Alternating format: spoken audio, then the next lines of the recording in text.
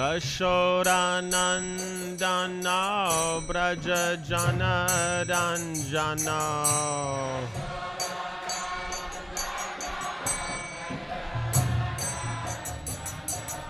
Jashodanandana Braja Janaranjana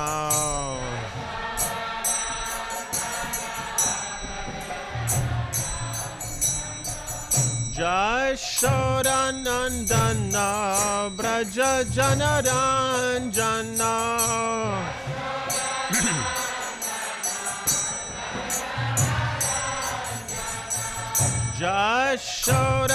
Jashodanandana Braja Janaranjana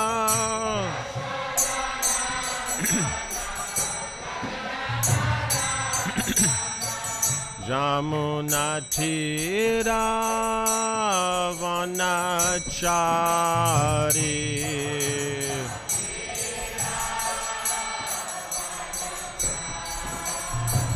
Jamuna Tira Vanachari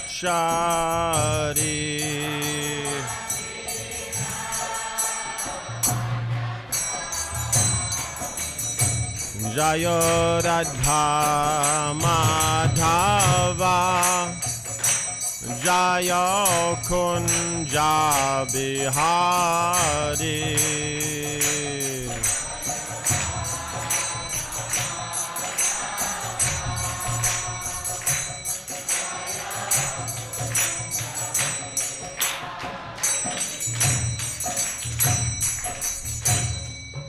Hare Krishna, Hare Krishna, Krishna Krishna, Hare Hare, Hare Rama, Hare Rama, Rama Rama, Hare Hare.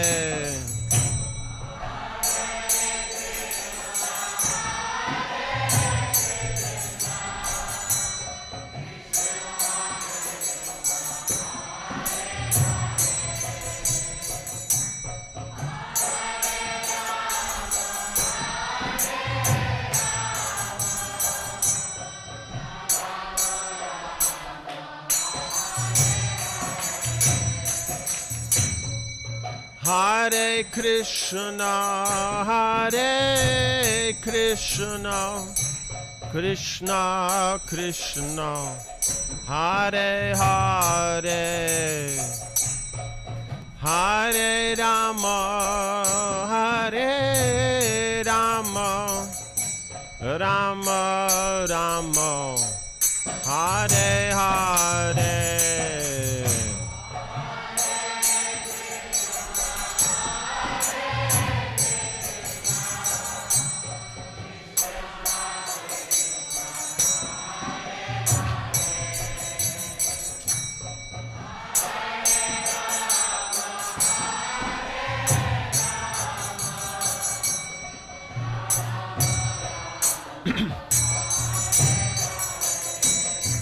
Hare Krishna, Hare Krishna, Krishna Krishna, Hare Hare, Hare Rama, Hare Rama, Rama Rama, Hare Hare.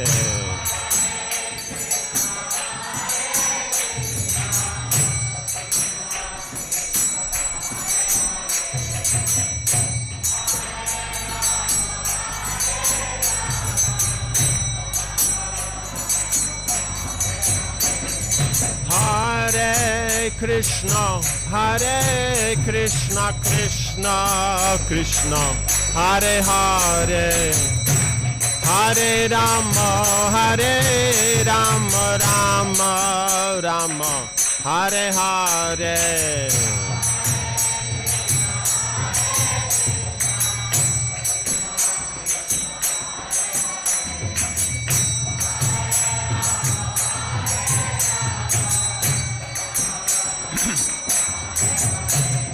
Hare Krishna, Hare Krishna, Krishna Krishna, Hare Hare, Hare Rama, Rama Rama, Hare Hare.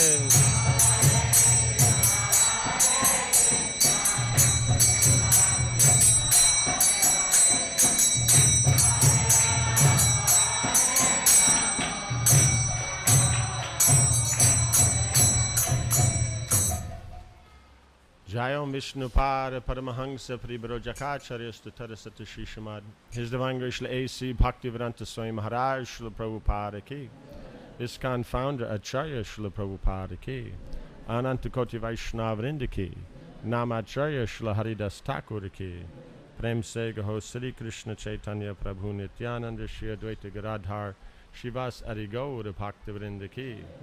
Shri Shri Radha Krishna Go Gopagopina Shama Kunda Radha Kundi Giri Govardhana Ki. Shri Vrindavan Dhama Ki. Shri Mayapur Dhama Ki. Ganga Maya Ki. Jamuna Maya Ki. Bhakti Devi Ki. Tulasi Devi Ki. Samaveta Bhakti Vrinda Ki. Jainitai Gaura Premanandi. All glories to the assembled devotees. All glories to the assembled devotees. All glories to the assembled devotees. All glories to Shri Guru and Shri Gauranga. All glories to Shri Prabhupada. 1, 2, 3, 4, 5, 6, 7, 8, 9, 10, 11, 12, 13, 14. Yes,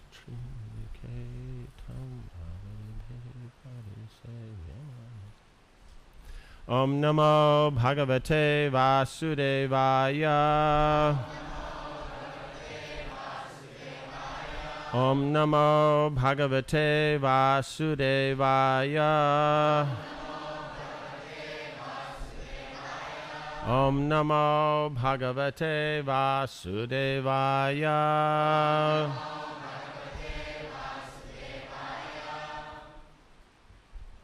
Yach Shri Niketam Alibhif Parisevyamanam Bhutya Swaya Kutila Kuntala Vrinda Jushtam Mina Dravyashramya. No. This is in Dvayashrayam Adikshipad Abja Netram Dhyayen Manomayam Atandrita Ullasad Bru Yachtri Niketam Alebhif Parisevyamanam Bhuya Swaya Kutila Kuntala Vrinda Jushtam Mina Dvayashrayam Adhikshipadabjanetram Dhyayen Manomayamat Tandrita Ullasadbhru Yachtri Niketam Alibhif Parisevyamanam Bhutya Swaya Kutila Kuntala Vrinda Jushtam Mina Dvaya Shrayam Adikshipad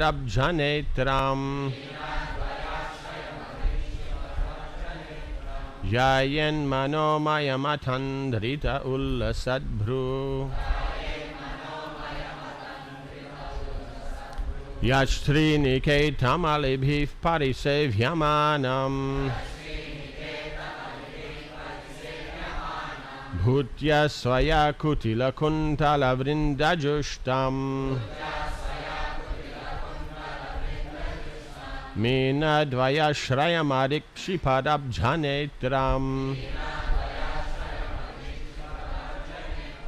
Dhyayen manomayamatan dhrita ullasadbhru.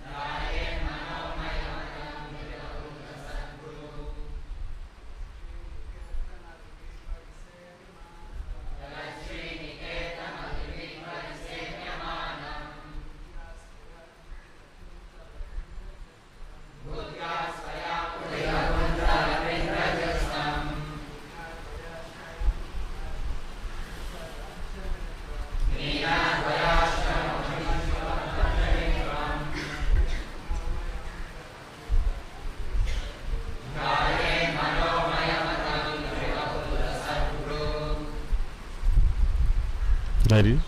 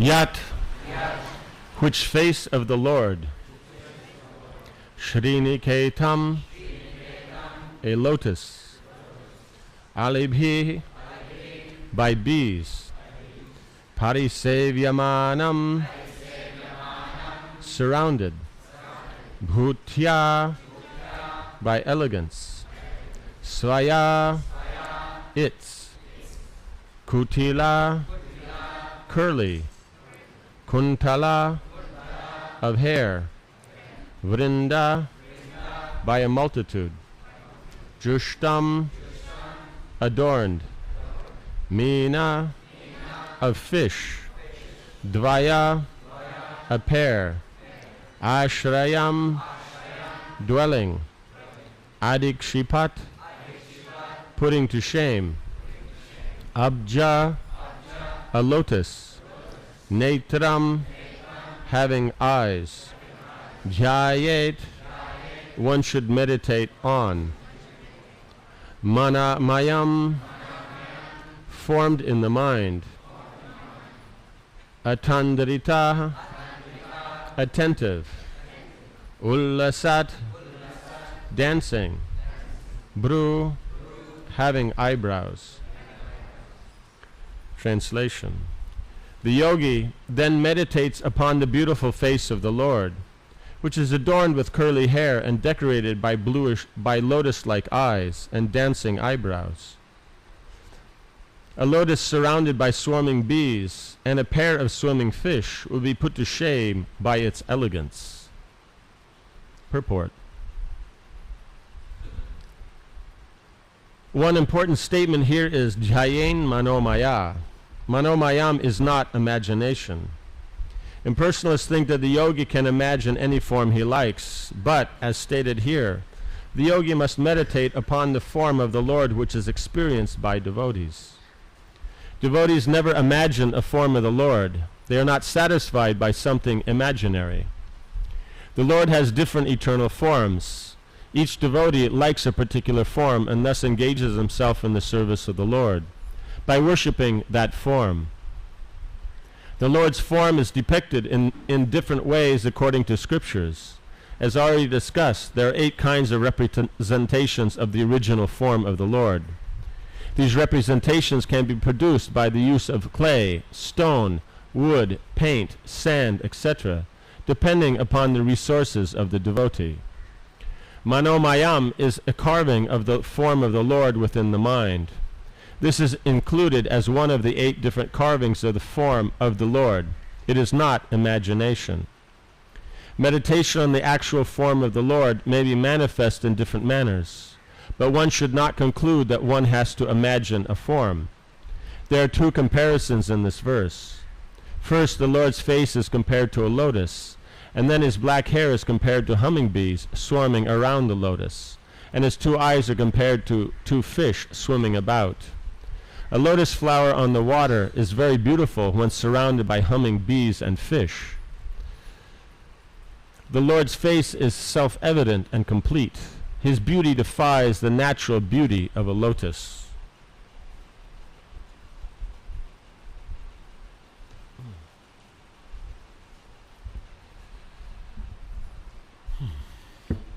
So here we're talking about the yogi and how the yogi is performing his meditation. Now he's going through this very technical process here, elevating himself up to this point where then he is meditating on the Lord. So in this is that here the Bhagavatam being the essential aspect of the scriptures, then we're establishing that this meditation upon the form of the Lord is actually the most important element of the yoga system. Patanjali will describe in the beginning as meditation, but actually in the end, when he actually is dealing with the end result of the yoga system, he doesn't actually talk much or at all about the form of the Lord. So Bhagavatam is bringing out that the real yogi is a devotee. There's no difference. So here then we're meditating upon the form of the Lord. One is that it's being established must be bona fide. One doesn't just make up anything. Most systems of philosophy, they make up a deity. Right? They don't actually work on an authorized form. You just make it up however you like, whatever comes to mind or whatever is popular. Right? Just like modern day, then God is old, old with a beard, right? Sits in a big, big armchair, right? Because you need an armchair, because if all day all you do is going, heaven, hell, to everybody, you need something to rest your arms on, right? So, these kind of depictions then are made up. Right? Why is it like that? Okay, he's the oldest, so that means he has to be an old wrinkle, right? So it's just, and must be, that's why everyone wants to go to his place, because it must be a nice place that's been around a while. But no one talks about associating with God. Who wants to hang out with an old wrinkle, right? Unless, of course, you took up, your religion at 90 years old, and you're going to go in a 90-year-old body, so that person might want to hang out with God like that. But otherwise, you wouldn't. So we see is that this point of it being bona fide is extremely important. We can't make it up, because otherwise what we tend to do is you can say, are imagining, or that within our own mind, what is important, what is valuable in this world. From that, then we say, oh, we like this, we like that. Like you say, okay, how are you putting your house together? Right? And it's going to be made up of different things that you've imagined or seen.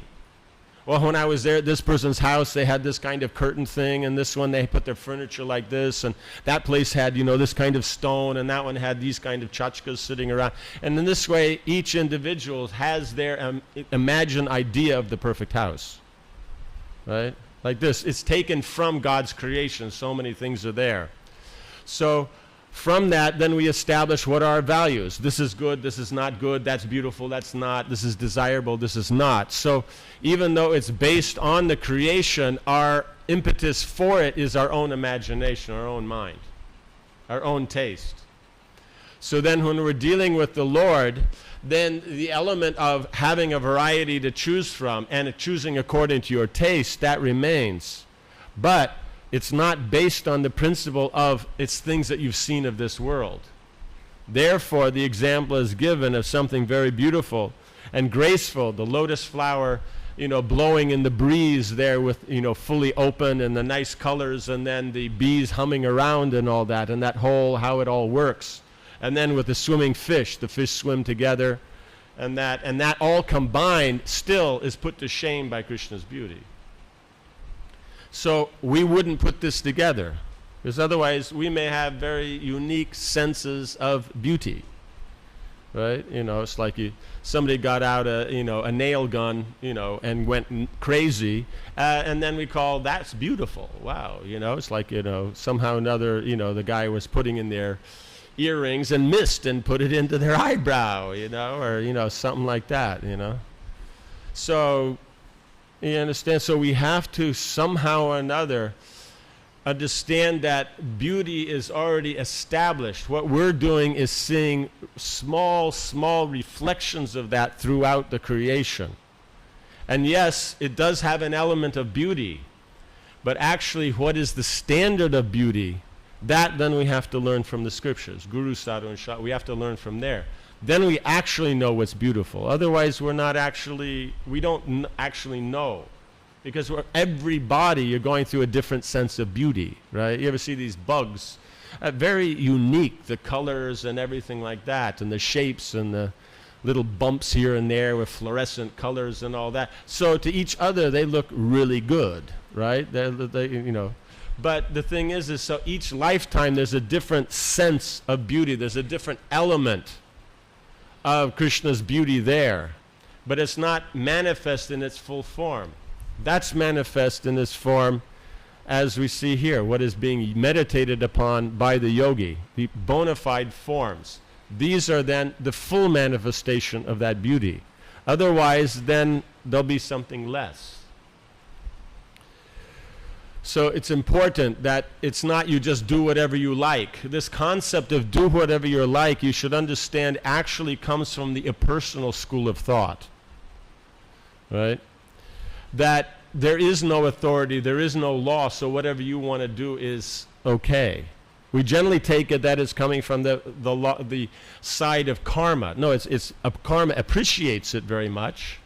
But karma, it's known that there are rules. You're good, you get a good result. You're bad, you get a bad result. But impersonalists don't care for this good and bad because they're not interested in karma. So what does that leave you? If you don't have spiritual understanding of activity, the only activity you know is material, and that material then you don't follow. So what's left? Your imagination. So this concept of just, I do what I like, I'm free, why all these rules, this and that, blah, this is the modern age, we do whatever, is important, this is impersonalism.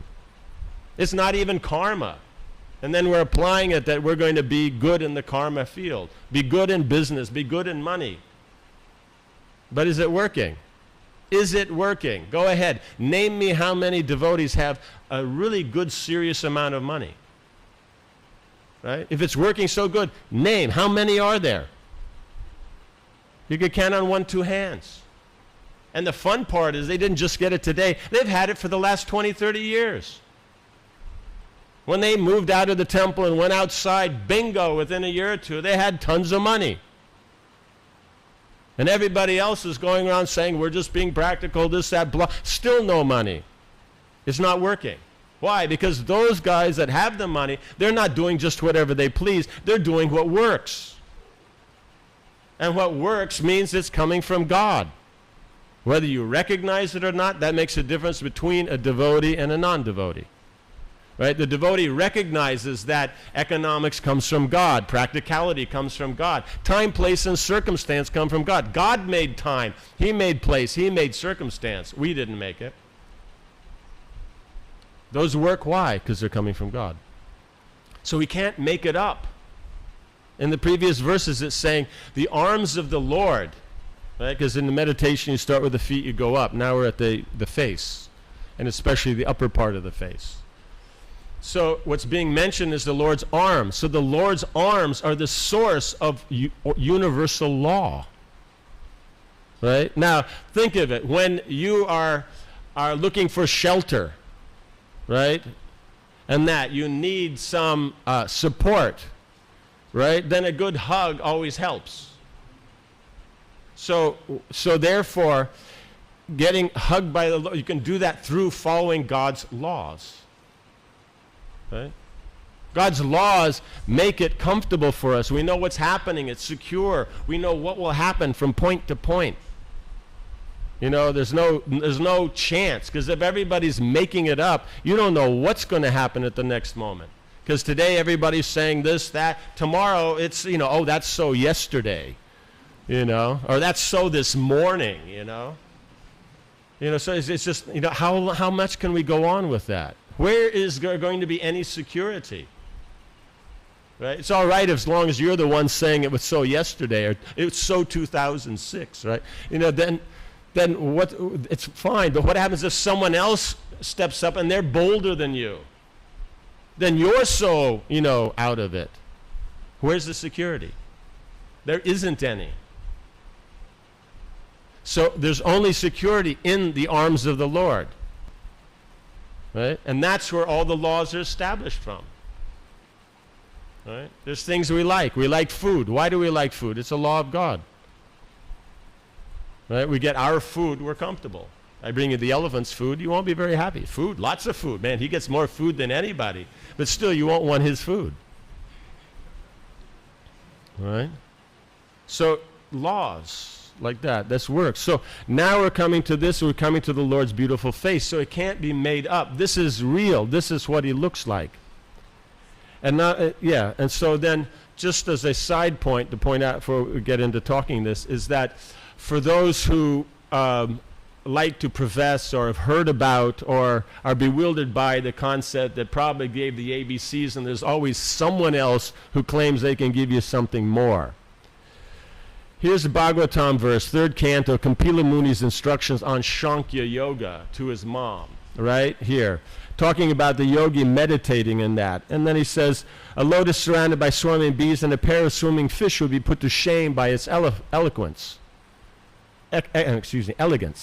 So here we think, okay, there's a lotus, some bees, and there's like this. Now, from reading this, you would have put together that the lotus is meaning his face, and the swarms of bees are his hair, and that these swimming pair of fish are his eyes. So his eyes are moving like the fish. They move together, and they move around. And his hair is moving like bees. And his face is like a lotus, right? His forehead, his eyes, all these things. Where would we have got that from? That's in the purport. Prabhupada's ABC purport. You know, ABC my ass. You know, these persons, whoever says this, have no idea actually who Prabhupada is and what it means to be from the spiritual world. Read a few books and then think, I know so much. You know a word that nobody else knows. Oh, I'm so great. This, according to Vishwanath, is called Utsamayi. Very enthusiastic about knowing very little. You know what I'm saying? And I'm not, and we can stretch this to all the way up to the platform of bhava. Because we have to understand, Vishwanath also points out that until you come to prema, you're not a devotee. Excuse me, he doesn't say, Baladev says this. No, excuse me, Vishwanath says this. You're not a devotee till you come to prema. Below prema, you're not a devotee. You're a practicing devotee. You're an aspiring devotee. So how can someone below the platform of prema make comments about people who are on the platform of prema? Someone who's not a devotee cannot understand who a devotee is. And the sooner you understand this, the sooner this movement's going to move forward and everyone's going to go back to Godhead. And as long as you sit around, well, Prabhupada doesn't quite know what he's talking about. It's like he knows the spiritual world, which is real, it's solid, and this is just a reflection of that, and somehow he doesn't know the reflection. That's like saying the person knows himself but can't figure out what's going in a mirror. Right? Even a porpoise can figure out what's going on in a mirror. And we're trying to say Prabhupada doesn't know these things. This is not a devotee. This is not a disciple. Claiming, we're disciples of Prabhupada. He wrote us millions of times, this, that. But that's not a disciple. Rupa Goswami said things that no one had ever heard of before. They were not backed up by scripture, when he spoke them, right? And people started to doubt Rupa Goswami. And so what did Jiva Goswami do? He went through the Vedic literatures and established all the points that Rupa Goswami made, gave the scriptural evidences. That's disciple. Anything else is a pseudo-nonsense. You have a doubt and now it's Prabhupada's fault? Prabhupada doesn't know? We're so smart? Mlechas and Yavanas, and we're so smart? It's not how it works. Devotional service doesn't work like that. So you can see here, Prabhupada's taking a very formal verse of Shankya on Astanga Yoga and turning it into rasa. And we're so dull we can't see this. So dull. Right? That's dull. Point is first you have to know what rasa is. Then you can start talking about it. So Prabhupada knows what rasa is. He doesn't make it cheap. Sit around, get a bunch of neophyte devotees, get out a book, read some things or words no one's heard of, and then think, well, we're so advanced, we're really tasting the rasa and nobody else is. It's nonsense. Rupa Goswami, the Acharyas, Bhaktisiddhanta Saraswati Thakur, Srila Prabhupada, they're all speaking the same thing. There's no difference. Those from the spiritual world don't just give ABCs. What we forget is this is the descending process, right? This argument that Prabhupada only gave ABCs is okay for an ascending process because ABCs are very basic, right? Then you move up and up and up. But descending process means it started with the most elaborate technical literary wonderfulness that there is and then comes down to ABCs for us. That's the process from the spiritual world. So to say that Prabhupada only gave the ABCs, that is a statement of mundane logic. Right? We're just talking facts here. Anybody takes this and tries to make it into a personal thing, you just prove yourself to be a real neophyte. Real neophyte. The fact is anyone from the spiritual world, what they gave, anything, even you take one drop of it, you can go back to Godhead with it. You don't need to know some fancy terms. Right in the Krishna book, it's talking how Krishna's walking with the gopis. How he's walking with the gopis, arm in arm. How is he walking? Some of them he has his hand on their shoulder, some of them on their waist, some of them on their breast. So that's Rasik or not? How many even know that? It's right there in Prabhupada's Krishna book. We read it to our kids every day. How much detail is there? It's so much. We're just so dull we can't see it. So unless some Sanskrit word comes up, then we don't think it's anything. Prabhupada says it in simple English so we fatheads can understand it. Right? And then, it's basic. That doesn't make sense. It just doesn't make any sense. So fortunately, then Prabhupada takes Baladev as the important perspective in his translation of Gita, because Gita is the basics. And he's leaned more, though he takes all of Vishwanath's points, but he takes from the perspective of Baladev, which is fortunate for us. Because Baladev says if it's connected to devotional service, it's counted as devotional service. Vishwanath, of course, he agrees with that, but his point is never become proud until you come to prema. And then once you come to prema, who's going to be proud? Right? Because if you in any way think you're better like that, then you've missed the point. You've just missed the point. So devotional service then means that we are following in the footsteps. That's why he said we're going to be doing that eternally. Right? This is a very important point. Rag anuga means following those in rag. Those ones who are in rag, they are rag atmika. Should get this point straight also. Means Radharani is rag atmika. Mother Jashoda is rag atmika. Sudam, Sridam, Madhumanga, their rag atmika means raga or attachment to Krishna is their life. We don't have that attachment. So we're rag anuga. We follow those with rag. So once you come to prema, raga nuga still remains. It doesn't change then to ragatmika, and then there's no more raga nuga. You can say, yes, your determination, and that is rag, but it's a rag of who? Not your own rag. It's a rag of those above you. You never have your own rag. What is this own rag? 1/10,000th the tip of the hair is going to walk around with some significant rag? No, rather, she's the cosmic creation. She's unlimited. So you want to give Krishna 1/10,000th the tip of the hair, or you want to give you unlimited?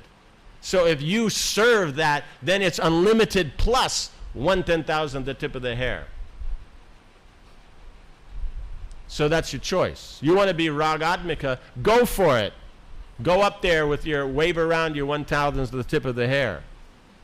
But we're raganuga. So therefore these terms are overlapping. So to make them into these nice little Western computerized little boxes with arrows that have no connection with each other means you don't understand relationship.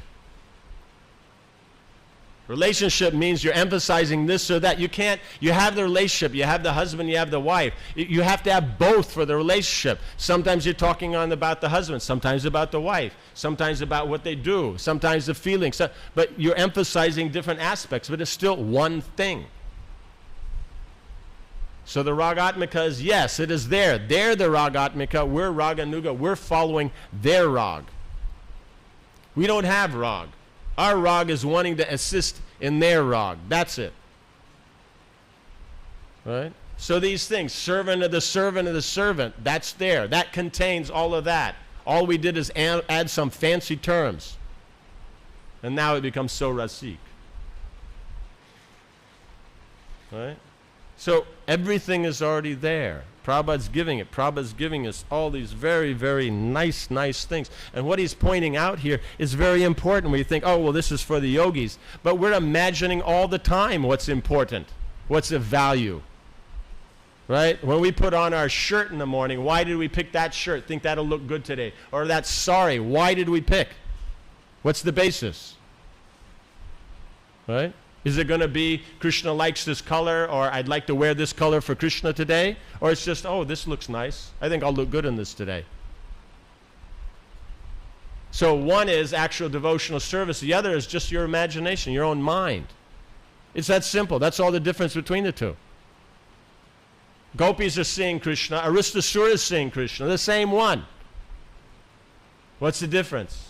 They see with love, so they see Braja Krishna, and Aristasura is looking at death personified.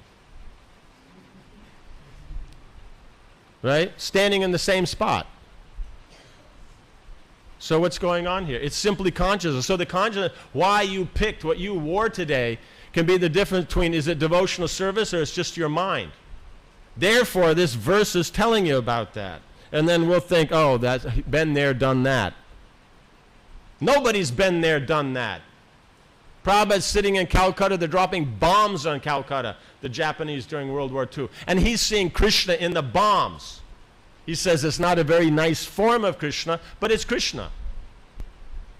That's the thing. Whatever you see, anything that gives you any kind of emotional reaction, of attraction, of repulsion, of need, of excitement, is all Krishna. Just there's nicer forms and there's not nicer forms. That's why the Bhagavatam is here. To show you that everything is Krishna, and how everything there has a hierarchy. What is better? Right? Otherwise, how are you going to tell Braja Krishna's a nicer form, more sweet than Krishna and Dwarka or Vaikuntha? So in the same way, how do you tell the difference here? Right? How do you tell the difference? Unless you're using these standards that are given by the Shastra. You can't tell. You'll make up your own.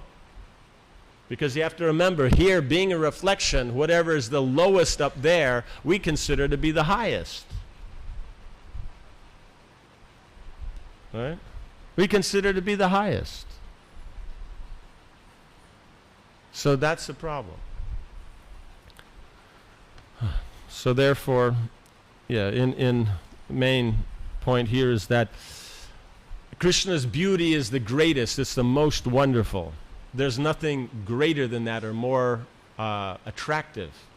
Therefore, we have to meditate upon that. Don't make up other things. Don't be attracted by other aspects, because they never will be as beautiful. They just can't be as beautiful, because Krishna is the full manifestation, while these others are parts. So therefore, then the yogi is supposed to meditate upon the Lord, not on something else like that. Okay, we're a bit over time like that, so we'll end here, and if there are any questions, we'll continue after about 5 minutes with questions for anyone who'd like. Jai. Grantaraj Srimad Bhagavatam ki, Srila Prabhupada ki, Samaveta Bhakta Brinda ki, Jai Nitai Gaur Premanandi.